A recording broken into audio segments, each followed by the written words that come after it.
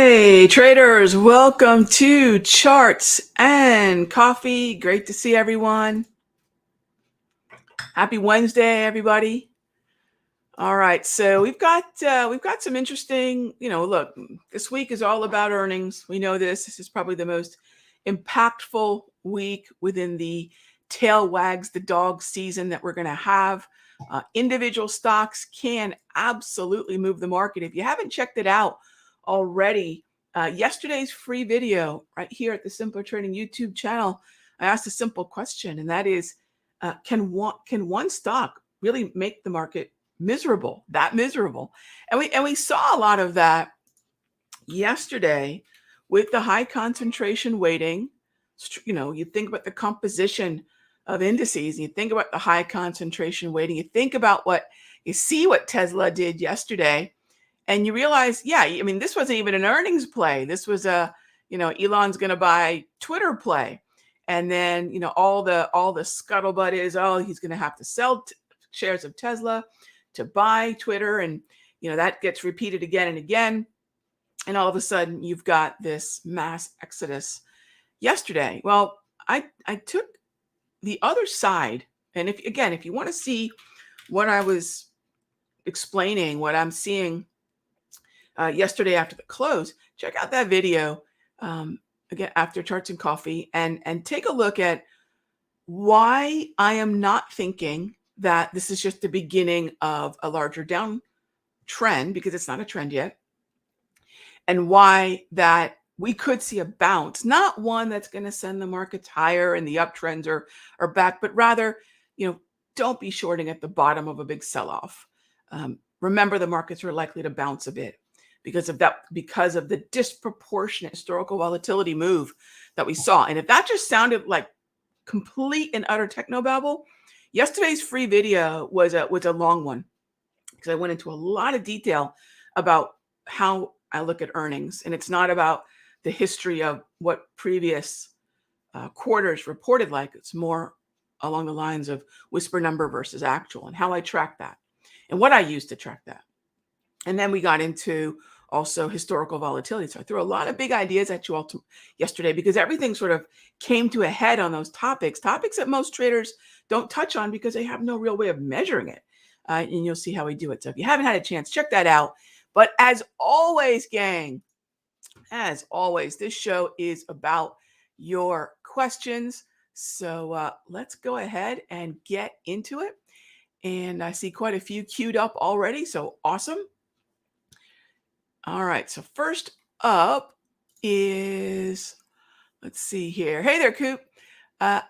Long GDX, June 17, 37s. Any thoughts? Well, you got company. I'm looking at something very similar. We're going to see gold and GDX sort of flirt with this area that we're sitting at the moment. And I'm interested in GLD and GDX.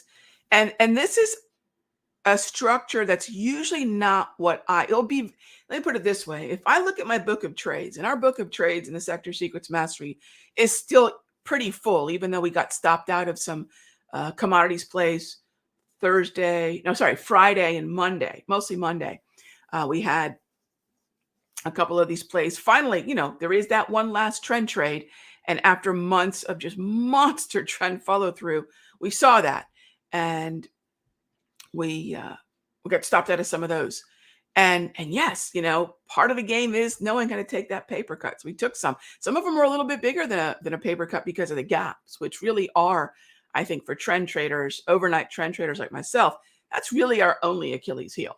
And so we dealt with that. Luckily, it's not a frequent phenomena. The other unusual thing that will be in my book is our non-trending markets. And gold is not a trending market. But in the video that I sent out to you all in the Mastery and the Futures folks, you saw how we use certain tools to understand gold, primarily real yield, and why this very common notion of dollar inverse correlation, flight to safety is just absolutely wrong. When it comes to gold, it looks like they're correlated, but there's actually something in the middle, and that's inflation and the bond yields. So That's really where my head's at right now. I know this is not a trend follow.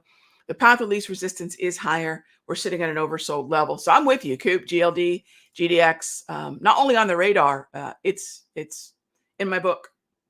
All right, Anders, I have a macro question. Okay, on days like yesterday, is there a way to tell if price action was due to people dumping positions, your average investor, or traders applying short-term pressure? It's both. Anders, I don't know. Let me put it this way. I don't know that it really, I don't want to say that it doesn't matter, but it really doesn't matter. Because if you think about what the market is, it's a matching mechanism, right? The reason the market moves, now remember, for every buy, there's a sell. If you think about that, you think, well, how does the market go anywhere? Remember, it's like selling a house. You just can't sell a house. You need a buyer to buy it. You just can't sell a stock. You need a buyer to buy it. You just can't sell an option. You need a buyer to buy it. So you might say, well, why is the market moving if for every buy we have a sell, and vice versa? It's because where the deal is happening dictates the movement. So when the deals are happening at lower and lower prices, we have that bearish momentum and movement lower. So that's why I say it doesn't necessarily matter, but I totally get your question. And so what I'll tell you is it's almost always going to be both. It's almost always going to be both, because momentum begets momentum. That's really what it is. Traders like to trade in the direction of momentum. The vast majority do. Some are exceptions, like myself. I'm more of an exhaustion trader, which is not the same as being a contrarian, but momentum begets momentum. So that's why I say it's going to be, D, all of the above. Mass announced earnings this morning. Okay. Hey there, Bruce. Can I give me my thoughts in the wake of this? Sure. So downtrend, I wouldn't look for a buy. I don't believe I have hang on here. I don't believe I have extended hours on at the moment. Let's turn that on. And so I actually don't have the pre-market up right now, and I don't play earnings this close. But what are my thoughts in the wake of earnings? If we can remain, really, if there's two setups here, in my estimation, either we're still trading at about 53.40, 53.50, or no higher than 57.80, and both would be potentially overbought fades. So in the wake of this, if the market is sent higher, but not higher than the 200 propulsion, and preferably not higher than this Darvis level right in here. Notice how I used the Darvis to automate the support and resistance on this chart, gang.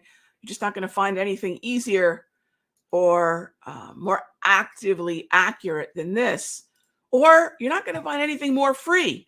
It's available over at countdowntrader.com. So that's what I would focus on, Bruce. Where do we land? Keep an eye on the clearing.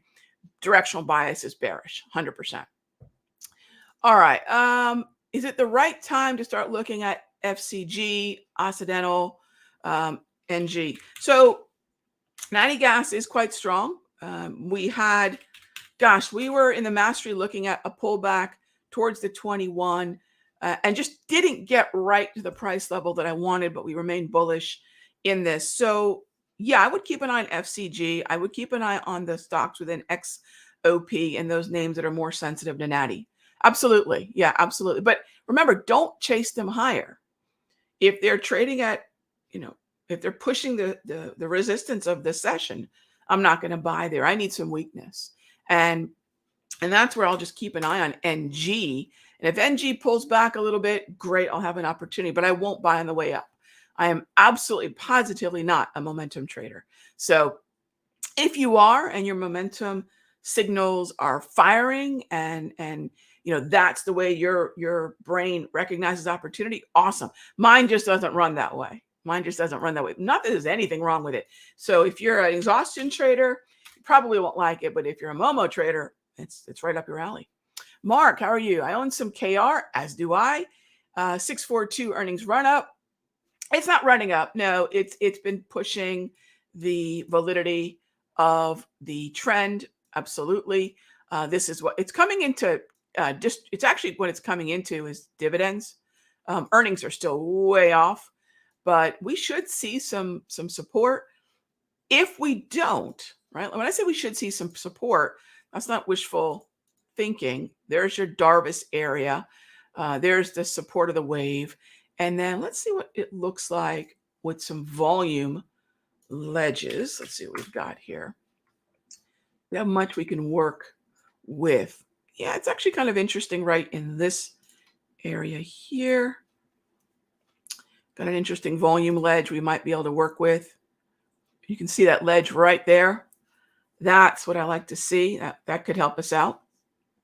So that's what I'm keeping an eye on. Remember, we have our paper cut levels, and that's that. We let the trade play out and see where the dust settles. So if you want to ratchet in the paper cut because we're pushing validity, I don't have a problem with a 15% versus 25, but that's if it's your other question is what factors determine if it's a good buy? Oh, I won't add aside from the levels that I send out as an alert. So, okay, I see where your question's coming from. I won't just add. I think, look, I see it all the time.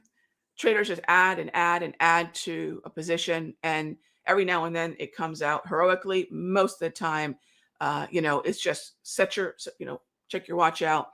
It's just a matter of time before they blow up an account. Adding to positions to reduce cost basis is a psychological trick traders play on themselves for themselves, as opposed to a predefined zone, which is what I teach you all: aggro, moderate, conservative, a predefined stop, and then just let the chips fall.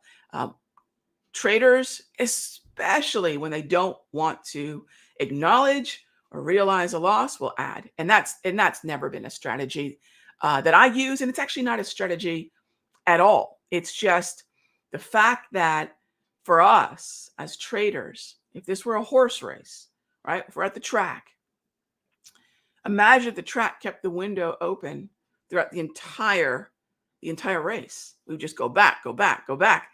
That's what Wall Street is. It's the race has begun and it goes from 9:30 to 4, but rather than closing the window at 9:29, that window's open.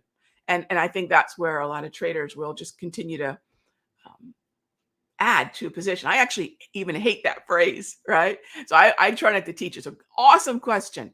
Follow the plan, know the levels, know your stop, and then that's that. It's never personal. Thank you for the question. Good stuff, Mark. All right.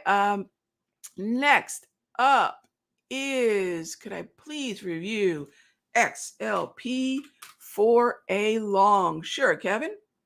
Let's take a look. Double green, 21 propulsion lit up. We're talking about a very nice layer of support right in there. I'll paint that green because that accompanies the 21 propulsion. By the way, you can go grab the propulsion indicator, which is how I automate moving average crosses and exponential moving averages on all my charts. You can go grab that over at countdowntrader.com. It's available on TradingView. It's available on TradeStation, and of course for TOS.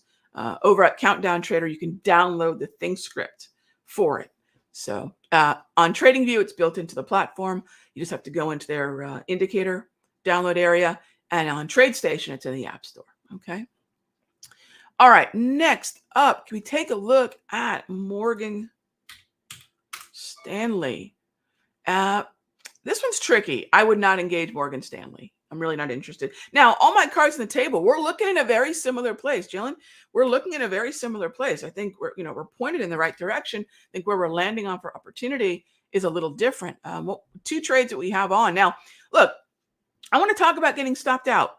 All right. I know, kind of a funny thing.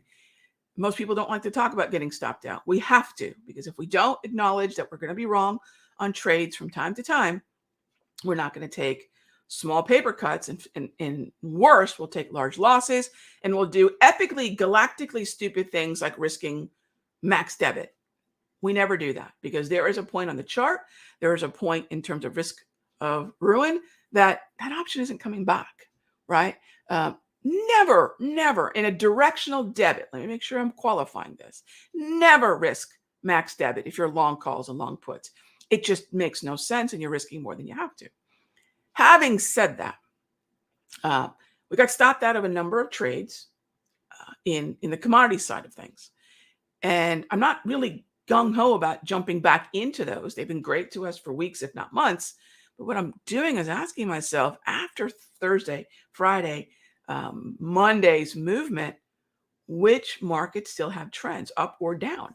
And if you look within XLF, which is choppy, where Morgan hangs out, if you look within that, Jalen, you'll notice the two stocks that we are in the mastery, Citi and Wells. So I love that you're looking at that group. I'm just showing you where we've fine-tuned where we believe we have the edge. And we're already short after that rally up into the wave.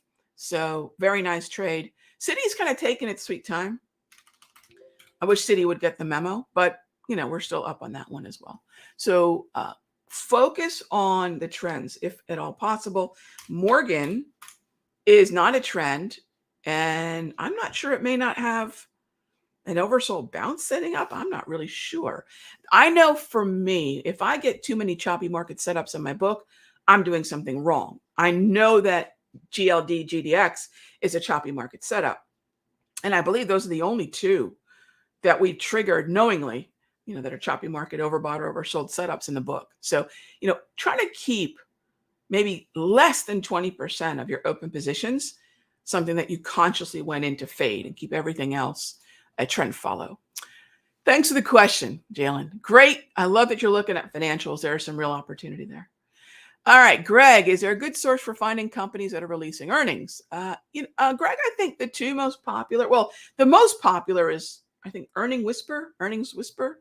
I forget which one's plural. I like Estimize. I'm a big fan of Estimize. I use that one the most because it allows me to trade earnings, understand earnings in, I think, the only way that's relevant, which is, again, not the history of what the earnings have done, not the history of revenue, not the history of earnings per share. I mean, really, who cares? That was then. This is now. What we like, and that's not even how the markets respond. What the markets respond to, the same thing that any hot zone responds to. Remember, earnings are one type of hot zone. And what do I call them hot zones? Well, I coined that phrase to remind myself it's a scheduled, high volatility, high impact event. So if you think about a data hot zone, initial claims, for example, that we're going to get tomorrow, or PCE that we're getting this week, or GDP that we're getting tomorrow, the reaction is what was expected, the consensus or the forecast, right? Sort of that's the whisper number for that data release. And then what did we actually get? And what was the chasm between it? Was it a beat? Was it a miss? Etc. How off was the expectation versus the reality? Earnings hot zones are the same as data related hot zones. What was the reality expectation chasm? How far off were they? And what is the rediscounting? What is the new reaction that has to happen? Now, if they're in line, there's not much of a reaction, right? But if it's a larger than expected miss, if it's a larger than expected beat, that's when you'll see the reaction. But larger than what? What is the forecast? What is the expectation? That's where those whisper numbers come in. And I like the ones that Estimize. I think they're by far the most accurate. So that's why I use that particular service. And that's the way we look at earnings. And that's the way I track them. So I hope that helps, Greg. What are my thoughts on Exxon for a short? No can do, my friend. Robert, yeah, so no can do. If I look at the structure, I'm actually not allowed. And if I look at the window to earnings, I'm doubly not allowed. So I will not trade directional debits inside the implied volatility window where I'm at a disadvantage. And I don't hold through earnings. Vol crush is a thing. But if you think about the movement higher into this event, it's been pretty good. It's been pretty good. Are there better looking market structures within the XLE? I think that's probably the question I'm going to ask. Do I want to go with the XLE straight up? So Exxon and Chevron are the XLE, by the way. So no short, and actually for me, no trade. So thanks for the question, Robert. There are certain things that are going to keep me out of the market. All right, Cindy said, I just built my first Flex multi-grid chart for XLP, and I see that Coke is now after earnings, and it may be good to put on the radar. So yeah, if for those of you that are in the mastery, I've built the layout for you all with the indicators that I like to have on it. And if you've gone ahead and built your own, as I've said, this is the absolute best way to build a free layout to put on powerful relative performance scans. There's nothing even close.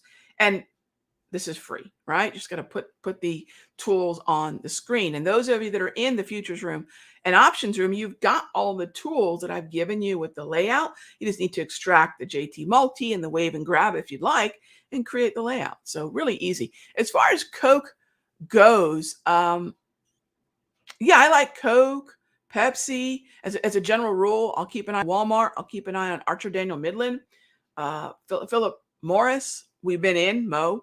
So there's a lot to like in XLP. I agree with you. And if we continue to see risk aversion, we're also going to see defensives do really well. All right, gang. And just like that, my time is up. That 20 minutes flies by. Thanks, as always, for being a part of the Caffeinate and Dominate crew each and every morning. I'll see you tomorrow, 9 a.m. In the meanwhile, if this has been a needle mover for you, if the show is helping you prepare for the morning, smash that like button for me. And if you have questions, leave them in the comments section. I'll see you tomorrow. Be good to each other.